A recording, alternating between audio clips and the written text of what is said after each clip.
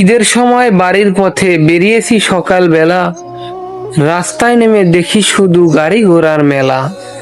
Traffic jam লাগছে ভালোই, ছাড়ার খবর নাই। পুলিশ ঘুমায় নাকে তেল দিয়ে, কে রাখবে তাদের ভাই?